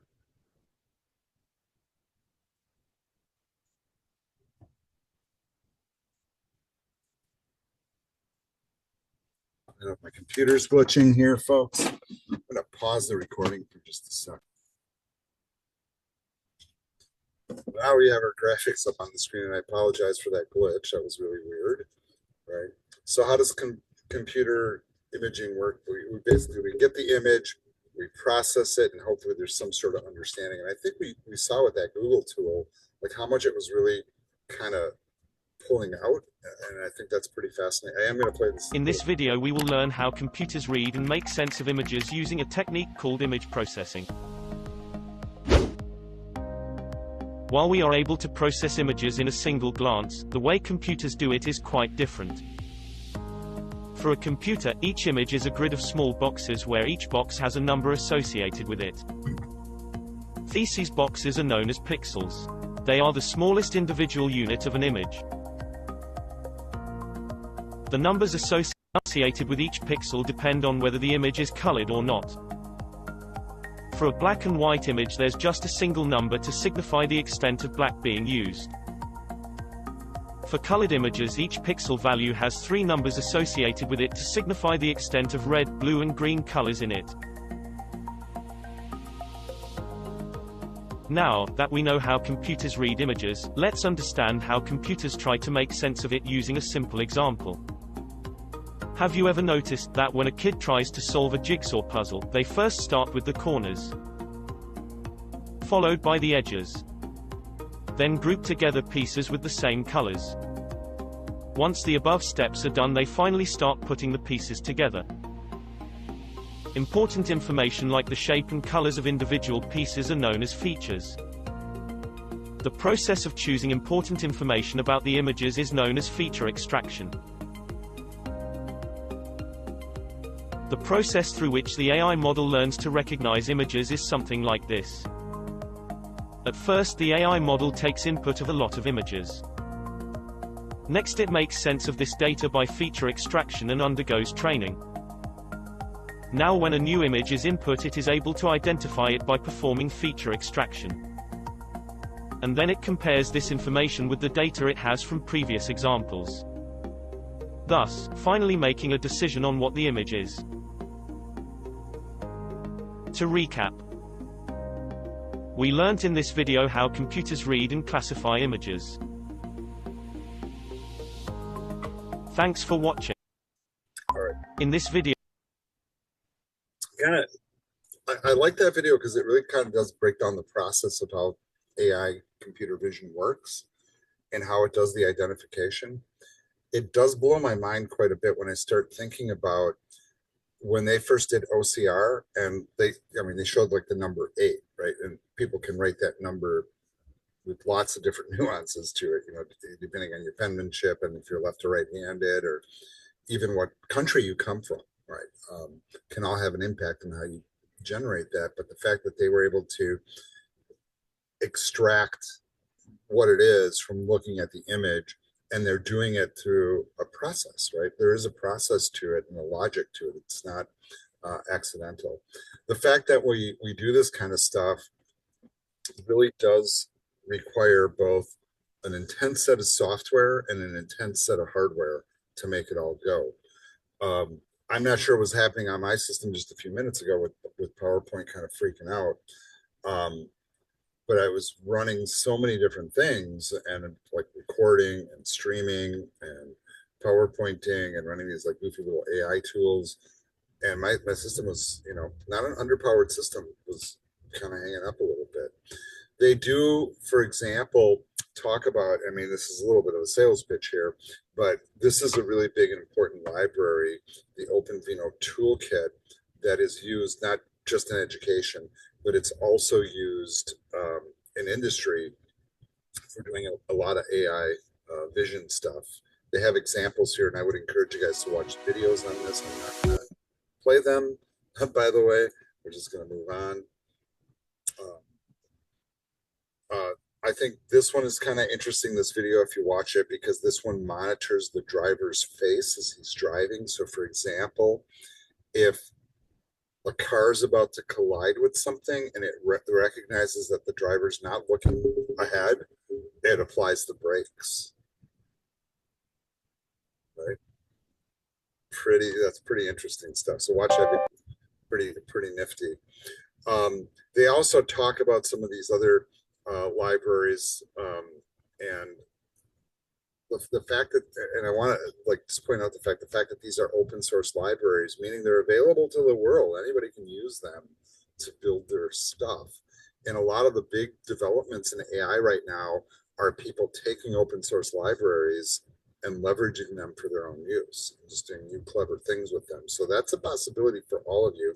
But notice like some of the things here, this software development kit is what this is, SDK. Processes 3D data, robotic functionality, machine learning, and object recognition. And these are all open source libraries. Like, how do people build these things? They use open source libraries a lot. They kind of show like the process of classification and how it figures out, for example, okay, so we were talking about huskies, right? Well, here you go, right? How we go from mammal, to placental, to carnivore, to canine, to dog, to working dog, to husky, and it's a process that it follows. It's not automatic, right? It goes through a system. I might be able to look at a husky and go, oh, that's a husky. And somebody say, no, it's a Malamute, or it's a mutt, whatever. But the computer systems use a process to get to the decision. That's the point of this slide. This stuff can be applied to a lot of different categories, as you see here. So you can do inspection of things, you can identify things, you can control processes, you can detect events, you can have drones looking at climate factors. We can have vehicles that drive themselves or control where they're going, like the robots that we're talking about, staying out of your way and having blinkers and everything. Oh my God. Or organizing information for that matter. Computer vision falls into a few different categories. These are some of the big categories. So image retrieval, and I don't know how many people do this. I mean, we do it all the time, where you just use a picture to search Google. You guys ever try that, right? And if you go to, like Google in a browser, there's a little camera icon there. Charles, you got a comment? Sorry, actually, it's not so much that interesting. I know, I have a college friend who works there, and the reason they invented that was, I can't remember what year, when Jennifer Lopez wore some sort of green dress to some award show. I don't really remember. I was kind of a kid. But apparently it was like very famous for like a minute, and so many people Googled it, but like they didn't have an image search feature. that's why they started making it, because apparently like everyone wanted to see what this dress looked like, which I thought was like a really very, I couldn't imagine that many people Googled it, that they just made it work, but it's been there ever since, so it must be popular. Yeah, I mean, if you look at a Google search bar, right, this is right on their website. One of the options is to search by image, right? And you can just drag or upload or whatever, and it will search, right? So you can give that a try, if you've never done it before. So it can detect objects, it can recognize faces, and it does edge detection. Edge detection is one of the fundamental building blocks of this technology, by the way, because if you can figure out the shape of something, you get really close. Now, the other thing that's kind of interesting about computer vision stuff, and this is where we're moving next. So we got a couple of QR codes coming up here if you guys want to try these. I did play with these, and I do have them up in the browser still. And we try to do this as quickly as possible because we're rapidly running out of time here. I did try this demo and I found it really buggy and not working, and I'll bring that up. But I also tried this one, and that one seemed to work all right. So here's the stable diffusion one, and what I tried to do, and I kept trying to run it, I kept getting errors on it, and they had all these examples, right? But the thing was erroring out. So I tried their Dream Studio beta instead, and I dropped in a prompt. So this is kind of like the example. So I just dropped in a prompt that one of the pre-built ones, right? Create a surreal landscape where the sky is filled with floating islands and waterfalls cascade upward, right? I'm not really kind of seeing the waterfalls go upward, but I put that prompt in, and this is what it created. Okay. So, and I'm not running through the engine right now. You guys can try this yourself. You think the waterfalls aren't flowing upwards because it's never been trained? It's never seen a picture of a water flowing upwards? Yeah, right. Interesting. Yeah. And I did this. This is another prompt that comes right off the slides that we have. Says, imagine a futuristic cityscape with floating buildings and vibrant neon lights at sunset. And so this is what it generated. Now, you can drop in whatever prompts you want. If you guys have never tried this, we did some of our faculty at Gateway did training with Microsoft a few months ago, where they were teaching us how to write vision prompts. And what they taught us is that it's actually a process. Like sometimes you have to tell it a whole story to get it to generate the image really well, and then follow up on it and keep building upon it until you get to the thing you want. So play with these. These are pretty fun to play with. And if you've never done AI image generation, it's kind of crazy how powerful it is. And the fact that you can do it for free. They suggest that you do a login. I'm not sure that that's necessary, but here's a bunch of prompts you can try. So I just copy pasted the prompts in. You can see right from the list here, but you can come up with your own as well. These tools are not the only ones that create images. You can use some of your other standard AI engines, Gen AI engines, to do some of this stuff. So please experiment, if you will. All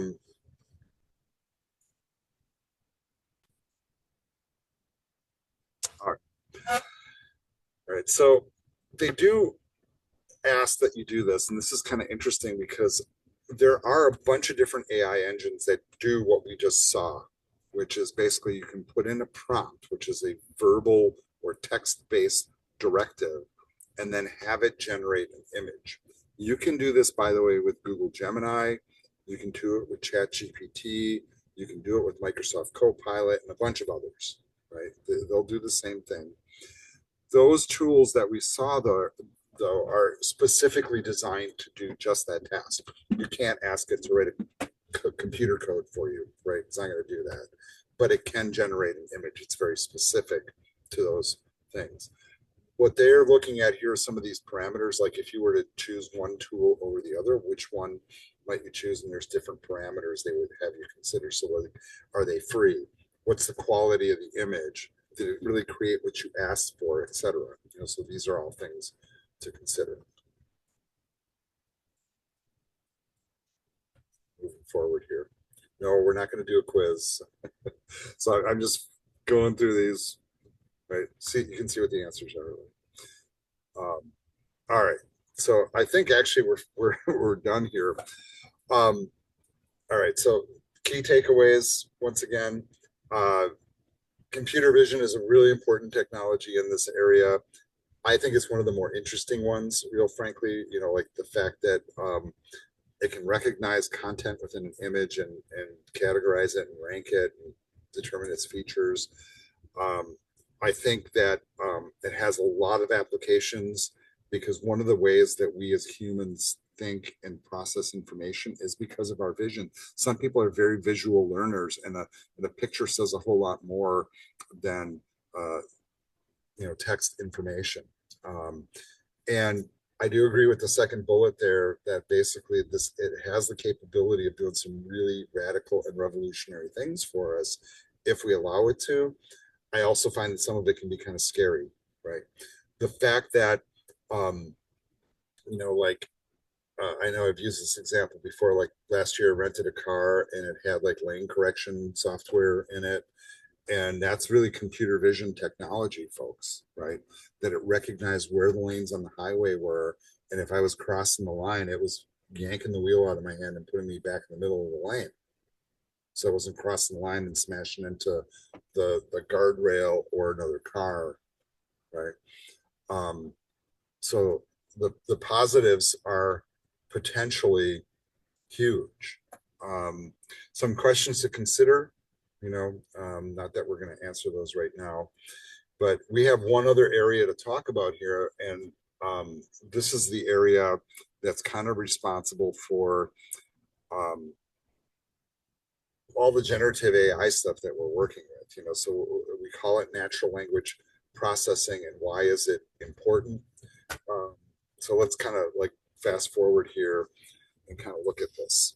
So generally the goal of natural language processing is to have our AI or technology or whatever respond to us in a way that humans respond to us in a sense, where I can ask a question and I can get a response in a logical way that it understands what I'm asking and how I'm asking it and giving me an appropriate response. So basically to respond like a human does, right? Natural language is like, in other words, I shouldn't have to change how I'm talking in order to drive this technology. That's kind of the point of it. It does bring together a bunch of different disciplines, right? So obviously AI, that's the background of it, but it also has to understand language. And this is really weird because when you start to break it down, there's 174 countries on the planet, but there's over 6,000 languages. That's crazy, right? Those are spoken languages or written languages. So how do we get it to kind of deal with all that? This once again started back in the 50s. So there were, rules that we would develop basically based upon how language operates. So for example, if I'm to put together an English sentence, we have a verb and a noun and a subject and a predicate, and, an object, all those types of things. We start to employ statistical methods on it, and now we're combining that all with deep learning. So just to kind of give you the breakdown of where it comes from. So with any language, every language has its own set of grammar rules, right? And depending on the origin of the language, it might fit into a family of languages that have similar rules and that kind of stuff.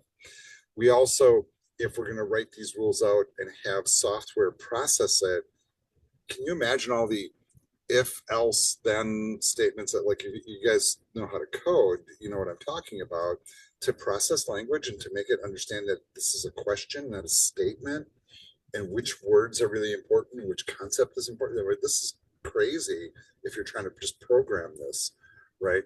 So the problem with like trying to write it in terms of code is the problems you see on the bottom of the screen. It's very, very complex, hard to maintain, can't scale, and it can't generalize. It doesn't really understand is what that means, right? We started kind of bringing in the machine learning aspect of this to help it basically process the information, understand it as it's happening. And then as we start to apply the data-driven approach of machine learning to the issues, then it starts to build its own rules and classifiers. And this is like when you hear people saying they're training the model, sometimes they develop the model in principle, but they have to let it run for like months on end in order for it to fully train itself so that it actually operates correctly. This is the crazy aspect of this, right? So there's supervised learning and what we call unsupervised learning, where you know, some of it is being dictated to it and some of it is it's kind of figuring it out on its own, and that, you know, make you feel a little uncomfortable if you think about it. We start applying deep learning to this. It says deep learning is a type of machine learning in which a model learns to perform classification tasks directly from images, text, or sound, right? It's done with a neural network. And then once again, we talked about this earlier, how it's multiple layers deep of processing. It's not one superficial layer, it's multiple layers. And this is the same thing they were trying to teach the computer vision thing in our training, is sometimes one prompt isn't enough to get you there. Sometimes you have to like keep asking for information or keep providing information to deepen the set of knowledge that really gives you all the details that make it get to where it's going.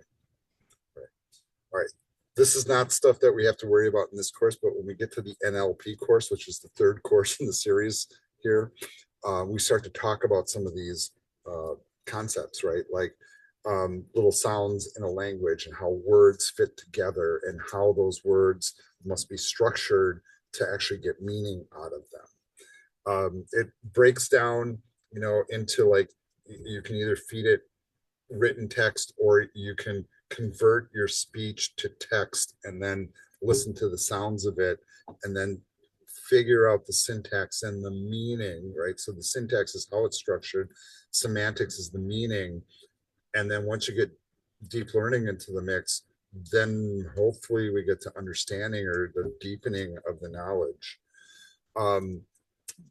The thing that we are fascinated with right now, mostly with our Gen AI models, is the fact that it's the natural language processing, which is the piece I think that's blown us away the most, right? That AI vision stuff is really cool.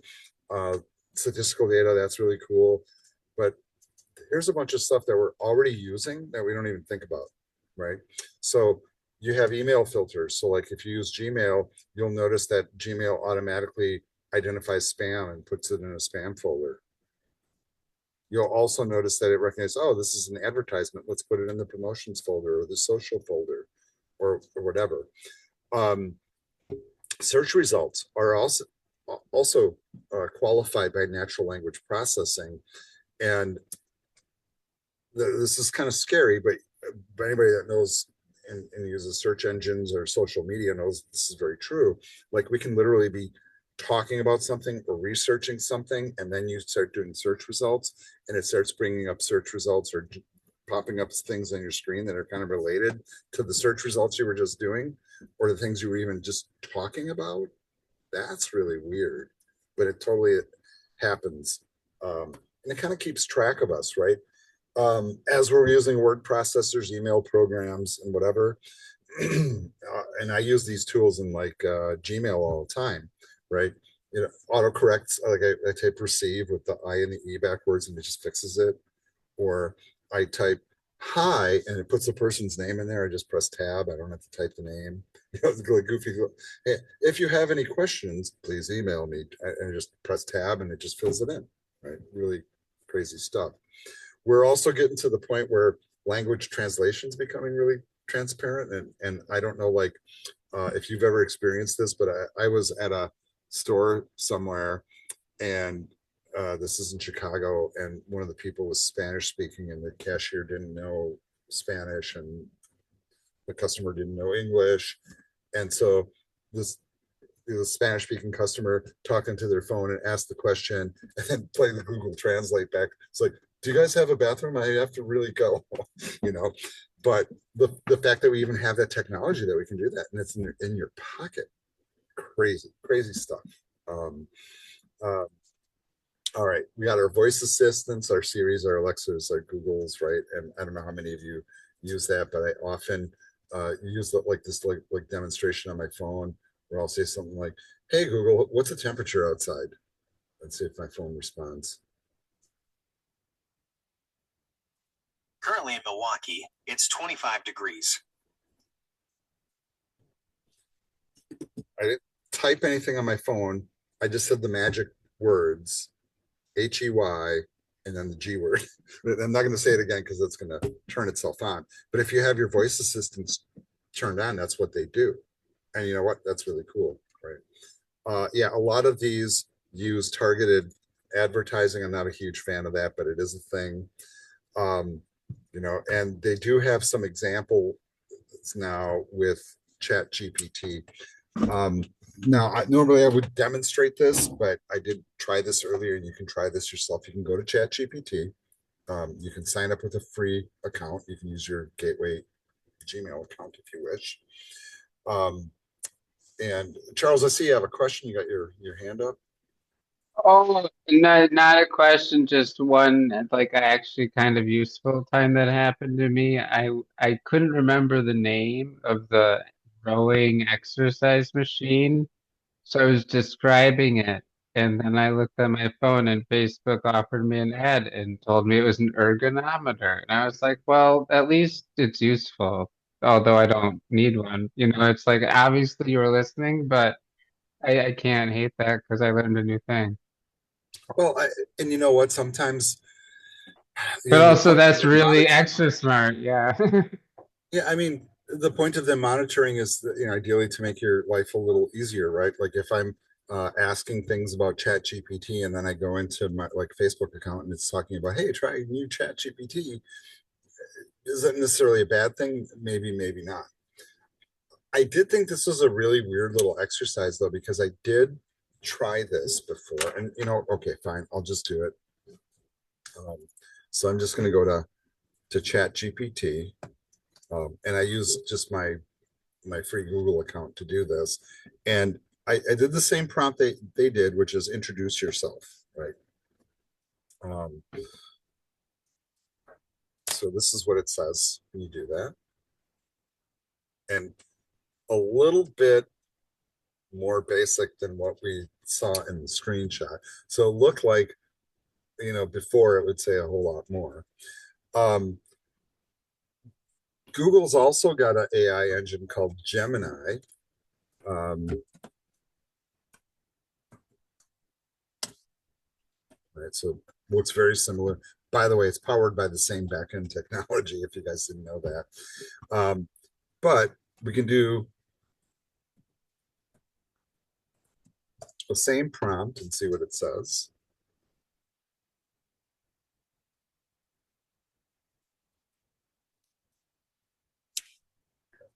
And these are just very, very primitive things. But if these are things that you've not tried, you can also, the other big one that's public facing is the Microsoft Copilot, right? Which I'm starting to see as a plugin to a lot of our Office products now. Really interesting to see what they say. All of them have a very short little thing that they say. Ask if it's friends with ChatGPT. Ask them if they're friends.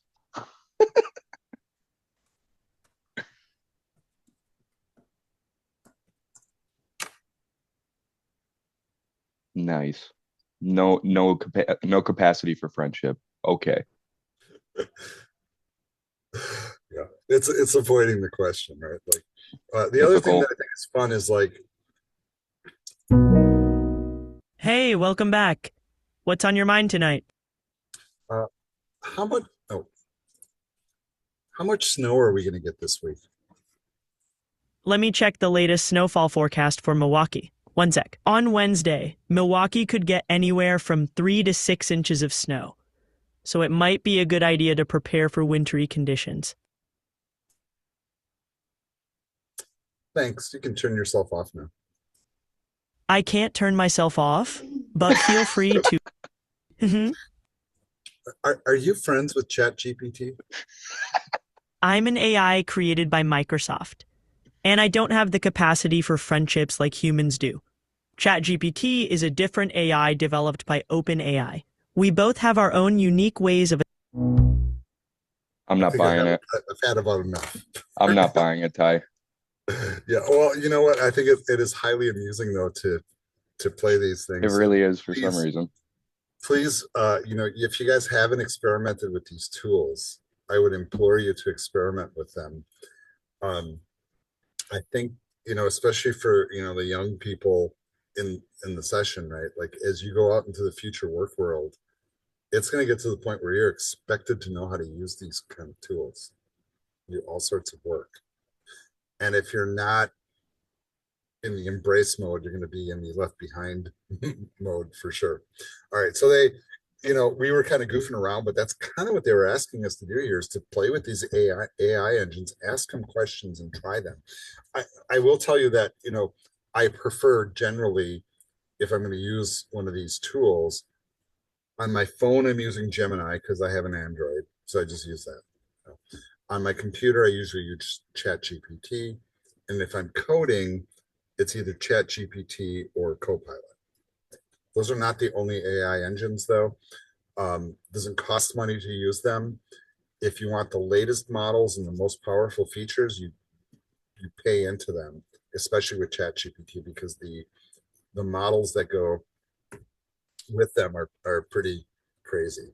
So here's some example prompts if you guys want to try to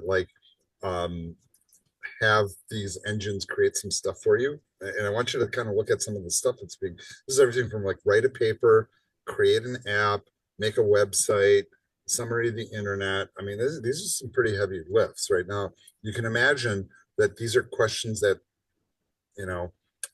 people ask, right? So a lot of the answers are probably already spooled up, just like a search engine would find them.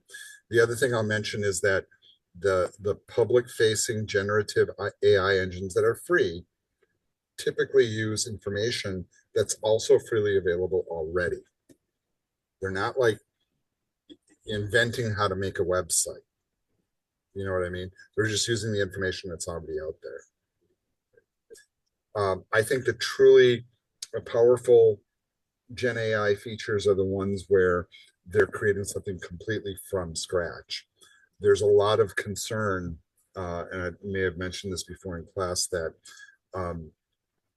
they're basing their content creation on something, and is it something that you've created and shared on the internet, right? And so something to think about. One more time, they have all these parameters, like if you're doing a comparison between these are some questions you might ask. Of course, we're not doing that. Here, there's a bunch of use case scenarios for all these different domains, right? And I'm just going to flip through these slides really quick because we're going to call it a night here. There's a series of videos here. So if you guys want to watch like how AI has entered into all of these areas. Someday your doctor might look like this, but not I just want to go to the next slide. yet, so don't worry. Okay. For whatever reason, the next button gets the videos to play. All right. Some other places where we see this happening, right, in all these different industries. And once again, I think I'm going to get this. I want to go to the next slide, but it has to play the videos first. Other spots where we see it, same situation, by the way. They're implementing. And folks, that's basically the unit and these little quiz answers if you care. All right. So key takeaways from the natural language processing thing.